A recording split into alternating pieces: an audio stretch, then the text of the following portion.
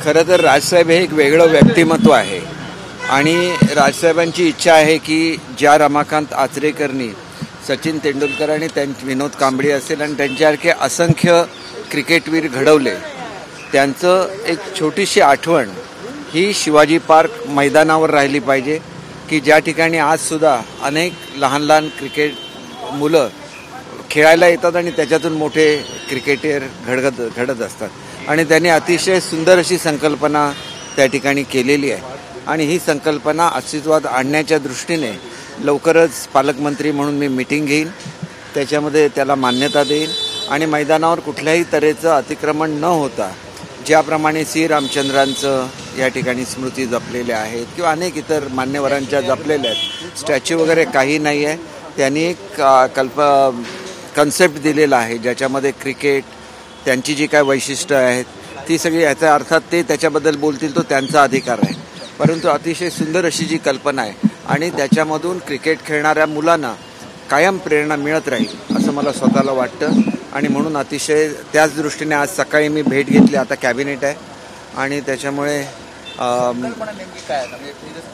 संकल्पना अशी आहे की ज्याच्यामधून मुलांना कायमस्वरूपी प्रेरणा मिळत राहिली पाहिजे अशाच स्वरूपाचं आहे, परंतु कशी त्यांची संकल्पना आहे हे स्वतः राजसाहेब आपल्याला निश्चितपणे सांगतील, तो त्यांचा अधिकार आहे. बरं सर, आज 16 आमदारांच्या अपात्रता प्रकरणी महत्त्वाचा निकाल आहे, संपूर्ण देशभराचं लक्ष लागलेलं अत्यंत महत्त्वाचा दिवस आहे, तुमची प्रतिक्रिया काय पाहिली या संदर्भात? माझी प्रतिक्रिया मी कालच दिली आहे, सत्यमेव जयते. आमची बाजू सत्याची आहे, आम्ही आमची बाजू व्यवस्थित मांडलेली आहे आणि दुसरं हे एक याच्यावर अकॅडमिक खूप मोठी चर्चा होण्याची गरज आहे.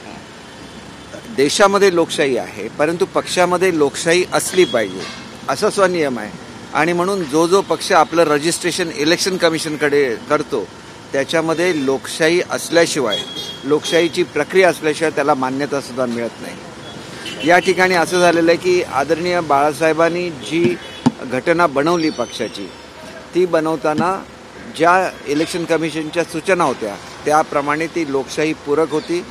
नंतर त्या घटनेमध्ये बदल करण्यात आला आणि तो बदल अशा स्वरूपाचा होता की आपणच अपॉइंट लोक करायची आणि ते अपॉइंट केलेल्या लोकांनी आपल्यालाच निवडून आणायचं असं त्याचं स्वरूप होतं आणि त्याच्यामुळे इलेक्शन कमिशनची ह्याला मान्यता घेतलेली नव्हती आणि ज्याला मान्यतासाठी ते सादर करण्यात आलं त्याला इलेक्शन कमिशनने ते नाकारलेले आहे. म्हणजे या घटना दुरुस्तीच्या आधारे जे निर्णय घेतले त्याला कुठलीही व्हॅलिडिटी नाही असं आमचं म्हणणं आहे, जे आम्ही मनमानी कारभार होता सगळा.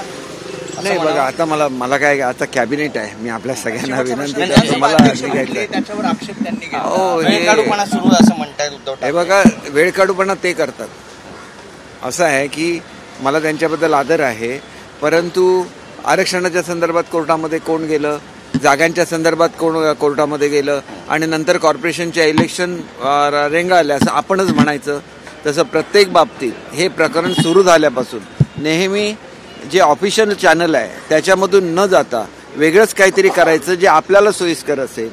उपाध्यक्षांनी सुनावणी घ्यावी, ती सुद्धा 2 दिवसाची 3 दिवसाची नोटीस देऊन घ्यावी, हे तर कोर्टाने स्क्रॅप करून टाकलेलं आहे, हे सगळं नाकारलेलं आहे आणि त्याच्यामुळे मला असं वाटतं की तुम्ही रितसर मार्गाने आम्ही जातो, आम्ही आमची बाजू मांडलेली आहे, आम्हाला न्याय मिळेल याची आम्हाला खात्री आहे आणि त्याच्यामुळे एकच गोष्ट सांगतो की आम्ही काही कॉमेंट्स करत नाही, परंतु ज्या पद्धतीने ते बोलतात ते फारच आक्षेपार्ह आहे.